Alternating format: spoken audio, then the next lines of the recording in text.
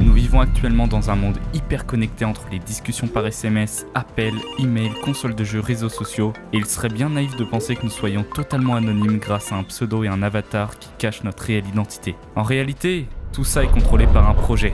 Le projet Échelon, mis en place par les plus grands de ce monde, capable d'analyser plus de 3 milliards de conversations par jour. Ces immenses boules dispositionnées aux quatre coins de la planète écoutent et enregistrent tout ce que vous pouvez dire ou écrire à vos amis, à distance, vous dépouillant alors de toute intimité. Cela pourrait s'apparenter à du complotisme, mais c'est pourtant bel et bien réel.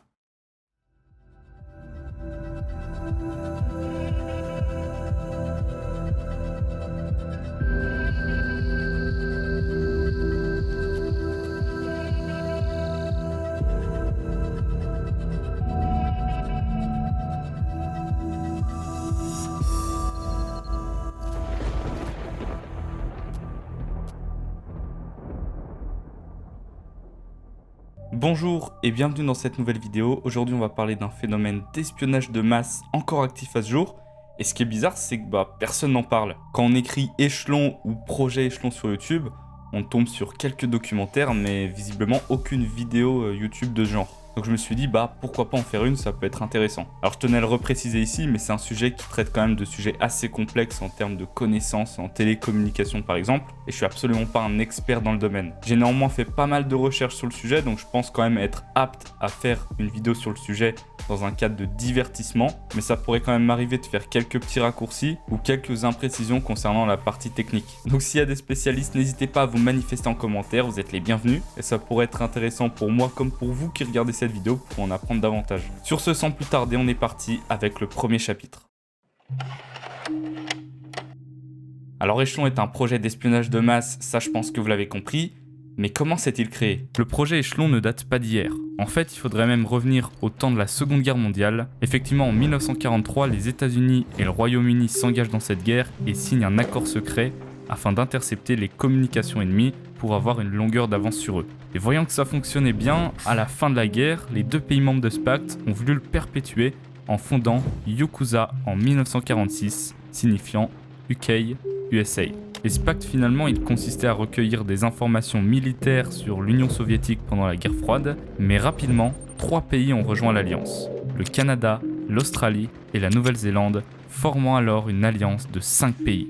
Ils devenaient de plus en plus puissants au point de changer radicalement de cible. Désormais, ce seront les communications économiques et privées qui seront écoutées. Et c'est dans les années 70, notamment grâce à l'arrivée des tout premiers satellites, qu'est né le projet Échelon, dirigé majoritairement par la NSA, National Security Agency. Ce réseau allait désormais capturer et analyser tous les signaux radiofréquences de type satellite, téléphone, fax, email, etc. grâce à des stations de sol, navires et sous-marins. Le réseau Échelon pouvait écouter désormais 3 milliards de conversations par jour. Donc oui, toutes les dingueries que vous avez pu dire en chat party sur PS4 ont pu être écoutées. Alors évidemment, tout cela ne s'est pas installé en un claquement de doigts, ils y sont allés étape par étape. Par exemple, la toute première base du réseau a été construite en 1971 au Royaume-Uni, à Morgenstow. Au début, cette base ne contenait que 2 antennes, puis 3, puis 4, puis une dizaine d'antennes seront présentes sur site au cours du temps. Puis de nombreuses stations ont été construites par la suite dans le monde, comme au Canada, en Australie, en Nouvelle-Zélande, et vous l'aurez compris, ces pays correspondent aux pays qui se sont alliés. Les différentes stations sont des immenses terrains composés d'une multitude d'antennes paraboliques qui pointent vers des satellites, mais pour garder leur orientation secrète, il y a ce que l'on appelle des radomes qui les recouvrent. Ce sont des espèces de grosses boules fabriquées à partir de tissus ou avec des matières plus rigides. Par la suite, des antennes plus sophistiquées verront le jour, comme des antennes à réflecteurs toriques, capables de capter plus de 40 satellites à la fois, là où les paraboles classiques ne pouvaient en capter qu'un seul. Dans la plupart des cas, ces stations sont situées à l'écart des regards, dans des campagnes éloignées, mais ce qui n'empêche pas pour autant aux citoyens de circuler à seulement quelques dizaines de mètres de celles-ci. Il ne faut donc quand même pas penser qu'une infiltration est facile à réaliser, dû au double grillage avec barbelés qui entoure la superficie des stations. Mais nous verrons ça plus tard, mais il y a tout de même une infiltration qui a été recensée à ce jour, et qui d'ailleurs fera partie entre autres d'une révélation d'un tel réseau au niveau mondial. Au fil du temps, beaucoup d'autres stations similaires ont été créées, bien qu'elles n'aient rien à voir avec le réseau Échelon, comme en France. Oui, dans la Dôme en Dordogne, se situe une station d'écoute au nom de Franchelon, mise en place par la DGSE, dont la visibilité est cryptée depuis Google Maps, même depuis la Street View, enfin pas complètement, puisque du côté le plus intéressant d'ailleurs, nous avons une belle vue sur les antennes, allez savoir pourquoi. Bon, tout ça c'est bien beau, mais comment ça fonctionne? Mais surtout, dans quel but ils l'utilisent? Alors Echelon, c'est un monstre en termes de technologie, possède un puissant réseau de super ordinateurs, c'est-à-dire que l'infrastructure est capable de trier les informations qu'elle reçoit en fonction de certains termes, ainsi que différents types de communication, écrite ou orale, et à partir aussi de l'intonation de la voix. Pour faire simple, toutes les phrases contenant le mot bombe sont systématiquement relevées, et ça dans toutes les langues possibles. Mais ça c'était au tout début, car avec le temps le système s'est développé, le type de communication est devenu catégorisé, donc échanges commerciaux, diplomatiques, civils, etc. Chaque catégorie contient ses propres mots-clés qui peuvent être des noms propres, des noms de villes, des noms de navires ou encore des noms communs. Il y a même des combinaisons de mots-clés qui doivent être présents ensemble dans un même message pour qu'ils soient relevés, par exemple avion et bombe. Donc si vous disiez « Waouh, j'ai vu une bombe dans l'avion l'autre jour », bah vous étiez fiché S. Et tout ça, ça a formé ce qu'ils ont appelé le dictionnaire Echelon. D'ailleurs, la configuration de ce dictionnaire appelé Cadence est disponible sur internet en PDF. Alors après, j'ai aucune information de si c'est un document officiel, mais en tout cas, ça donne quand même froid dans le dos. Et tenez-vous bien, parce que ça peut aller encore plus loin. Vous pourrez donner un échantillon de voix de quelqu'un à leur super ordinateur, définir un mot précis contenu dans cet échantillon et retrouver toutes les conversations passées par cet individu contenant ce mot bien précis. Donc pour résumer ce qu'est Echelon, c'est un moteur de recherche non pas pour Internet, mais pour toutes nos télécommunications. Et une fois que toutes ces données ont été récoltées par les différentes stations de l'Alliance, celles-ci sont analysées au quartier général de la NSA et elles ne redistribuent à la Nouvelle-Zélande, à l'Australie, à la Grande-Bretagne et au Canada que ce qu'ils veulent. Donc on voit bien à quel point c'est les patrons de l'organisation. Mais Echelon ne s'arrête pas là en termes de surveillance, puisqu'ils disposent également de leur propre satellite espion qui capte les télécommunications radio, micro-ondes et cellulaires qui circulent sur Terre.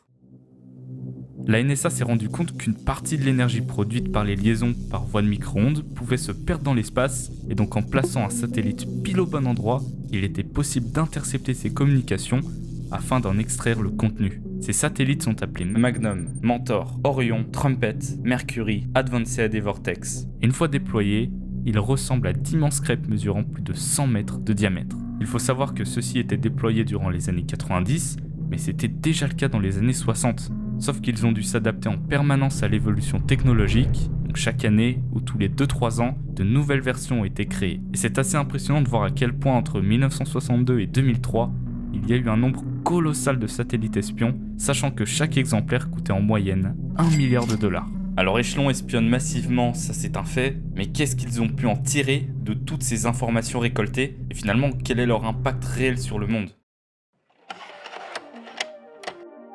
Echelon a pu déjouer pas mal de contrats, donc on y voit là un aspect financier. Par exemple, en janvier 1994, la France propose un contrat à 6 milliards de dollars à Airbus, mais le contrat étant transmis par fax, Echelon a pu mettre la main dessus, l'envoyer aux concurrents, McDonnell Douglas, un constructeur aéronautique. Ils ont donc fait une offre légèrement plus attrayante, et grâce à ça, c'est eux qui ont chopé le contrat. Voilà, petit taquet là derrière la nuque. Sinon on a eu la même chose, et c'est encore une fois la France qui s'est fait berner. En 1998, Thomson CSF, une entreprise électronique française, a perdu un autre contrat de 1,4 milliard de dollars avec le Brésil pour la fourniture d'un système de surveillance de la forêt amazonienne, car les Américains avaient intercepté les détails des négociations et les ont retransmis à la concurrence, Raytheon. Et si on peut se poser une simple et unique question, c'est pourquoi Echelon aiderait-il ces entreprises? Eh bien parce que dans la plupart des cas, c'est des sociétés qui ont participé au fonctionnement d'Echelon, comme par exemple développer les stations, fabriquer des machines, etc.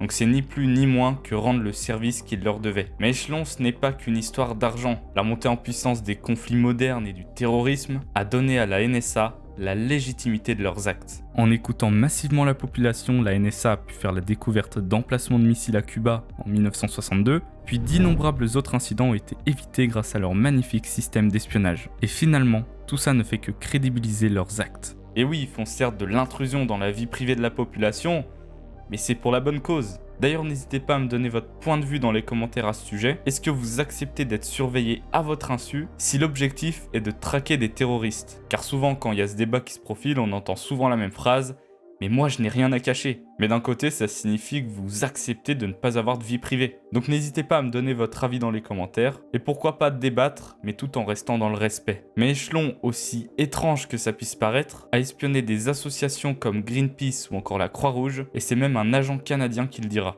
They target organizations like the Red Cross, the Greenpeace, other organizations, again, very peaceful environmental groups, things that to nobody's mind is any kind of a threat, but yes, they targeted them, always wanting to keep up to date what they're doing, who they're going to see, what they're planning on doing. On a affaire ici à un système illégal, ça c'est sûr, mais comment ça se fait qu'il n'ait pas été découvert avant ? Car je le redis, mais la toute première station a été construite en 1971, il faudra attendre la toute fin des années 90 pour en entendre parler pour la première fois de manière officielle, soit quasiment 30 ans d'existence tapis dans l'ombre.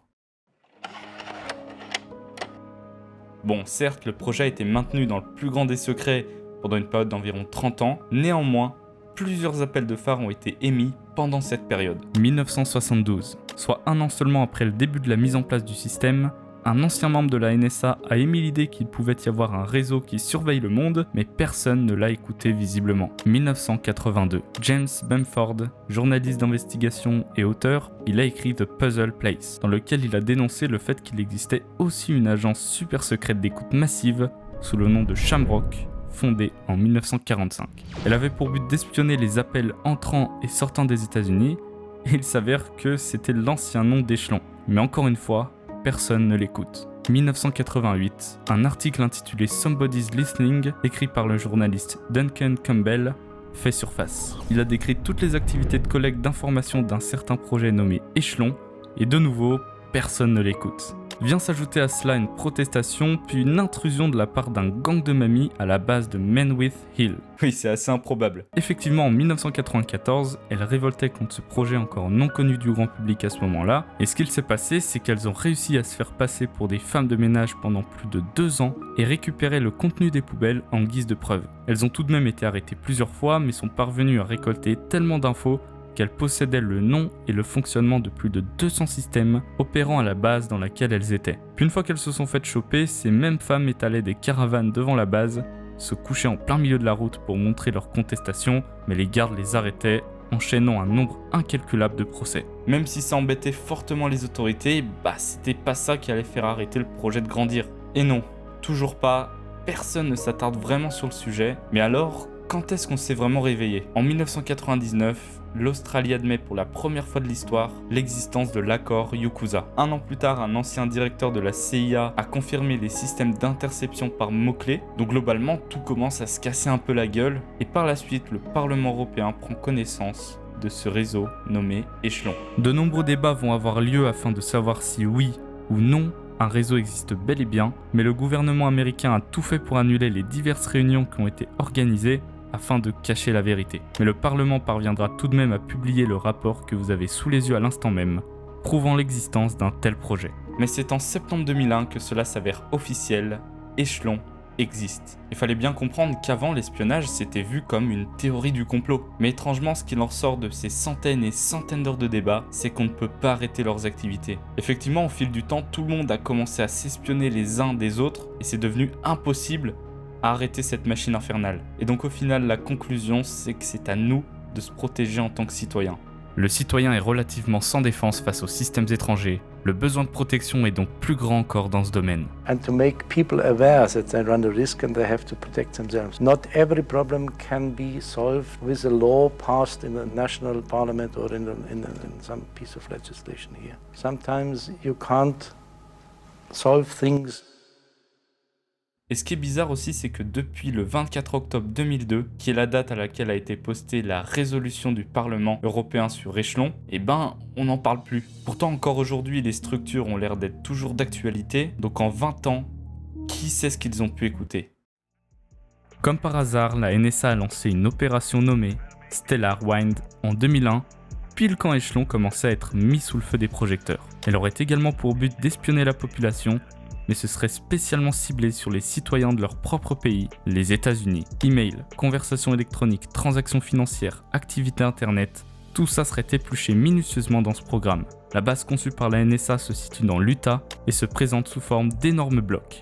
Blocs dans lesquels seraient contenus plusieurs millions de téraoctets de données internet. Qui sait ce qu'il nous cache encore? On voit là une facette du monde qui est bien moins utopique qu'on pourrait le penser. Internet regorge d'articles sur le sujet, mais je vais m'arrêter là histoire de pas se perdre dans une nuée d'informations et rendre la vidéo indigeste. Avec du recul, je me suis dit que si toutes ces informations que j'ai trouvées sont disponibles à la vue de tous, c'est que finalement la NSA le veut bien. Et s'ils acceptent cela, c'est que sûrement ils doivent cacher des secrets bien plus sombres. On se rend compte aussi que plus on avance dans la recherche de la technologie, plus ça offre une capacité d'espionnage toujours plus avancée. Est-ce que tout ce confort numérique qui nous est offert à portée de main n'est pas finalement mis en place pour mieux nous contrôler ?